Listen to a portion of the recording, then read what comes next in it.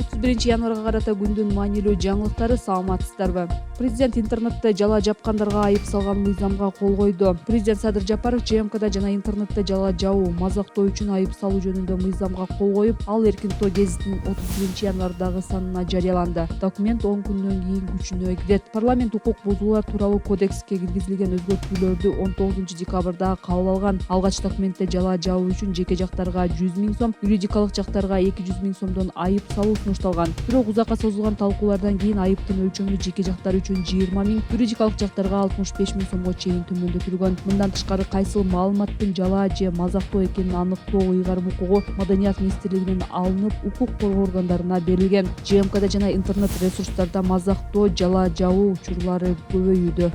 Жумгал районуна караштуу Баш Кууганды айылынын Жамгырчиев атындагы балдар бакчасында иштеген тарбиячы 5 жашар балага кол көтөргөн. Бул тууралуу Турмуш басылмасы жазып чыкты. Окуя декабрда болгон. Баланын бети, башы көгөргөн. Анын жакындары милицияга арыз жазган. Бирок азыркыга чейин эч кандай жыйынтык чыкпай жатканын айтышууда. Окуя видео көзөмөлгө түшүп калган, жарык өчүп калган деген шылтоо менен бакчанын жетекчилиги видеону толук көрсөткөн эмес. Бирок видеодо тарбиячы баланы чаап түртүп жатканы, анын ыйлап жатканын көрүүгө болот деп жазылган маалыматта. Нарын облустук милициясы бул боюнча соттук медициналык экспертиза дайындалып, тергөө уланып жатканын белгилешти. Ал эми райондук билим берүү бөлүмү тарбиячыны иштен алганы айтылды. Былтыр декабрда сот түйүнгө Сузактагы бала бакчада тарбиячы баланы сабап жатканы тартылган видео тараган. Окуяны райондук милиция териштирип, ишти прокуратура көзөмөлүнө алган.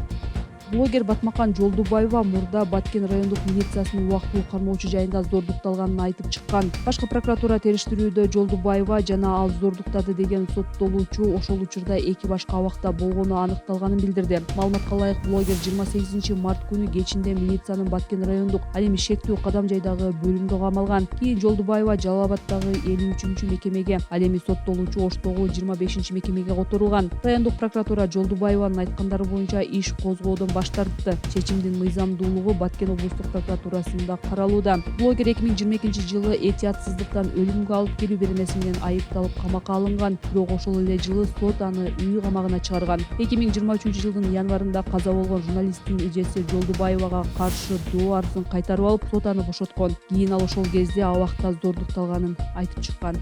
Кыргызстанда айрым банктар Керемет банк менен операция жүргүзүүнү чектөөдө. АКШнын каржы министрлиги санкция салган Керемет банк менен төлөм жана акча которуу операцияларын токтотконун 31 январда Демир банк билдирди. Банктын сайтындагы маалыматка ылайык 31 январдан тартып Демир банк аркылуу чет өлкө жана улуттук валютада Керемет банктын кардарларына төлөм жана которуу операциялары жүргүзүлбөйт. Ушундай эле операцияларын Керемет банктын кардарлары Демир банк кардарларына карата жүргүзө алышпайт. Демир банк мындай чектөөнүн себебин жана мөөнөтүн ачыктаган жок. 15 январда АКШнын каржы министрлиги чет элдик активдерди көзөмөлдөө башкармалыгынын жаңы санкциялар токтомун жарыялаган. Анын ичинде Кыргызстандагы Керемет банкка да санкция салынган. АКШ Керемет банктын расмий өкүлдөрү 2024-жылдын жай айларынан бери эл аралык санкцияларды кыйгап өтүү схемаларын жүзөгө ашыруу үчүн орусиялык расмий өкүлдөрү жана АКШнын кара тизмесиндеги Промсвязьбанк менен иштеп, аталган банктын атынан сыртка каражат которуп турганын кабарлаган. Керемет банк мындай чечим боюнча АКШнын каржы министрлигине даттануу жолдогонун билдирген. Кыргызстандын тышкы иштер министринин орун басары Медер Аббакиров 23 январда АКШнын Кыргызстандагы элчиси Лесли Вигери менен Керемет банктын жана Кыргызстанда катталган Газпромнефть Азия Мунай Мырза компанияларынын санкцияга илиниши боюнча сүйлөшкөн. Кыргыз тарапында мунун себеби түшүнүксүз болуп жатканын билдирип, аталган компанияларды кара тизмеден чыгарууну өтүнгөн. Мурдагы президент Курманбек Бакиевдин уулу Максим Бакиевке таандык Азия Универсал банк 2010-жылдан кийин улуттук банкка өткөрүлүп, кийин ал Залкар банк, Росинбанк жана Керемет банк болуп бир нече ирет аталышын өзгөрткөн. 2024-жылы март айында банкты финансы министрлиги сатып алып, кайра күздө жеке колго саткан. Айрым басылмалар Керемет банк Люксембургдук компанияга сатылганын жазса, кээ бир депутаттар банк орусиялык ишкерлерге өткөнүн айтып чыгышкан. Банк өзү бул маалыматты четке каккан. АКШ, Улуу Британия жана Жапония Орусия менен активдүү кызматташканы үчүн санкция салган Кыргызстандагы компаниялардын саны ушуну менен 10-15 чамалады. Президент Садыр Жапаров мурдара Кыргызстан, Орусия, Батыш өлкөлөрү салган санкцияны кыйгап өтүүгө көмөктөшүп жатат деп айтууга негиз жок экенин билдирген.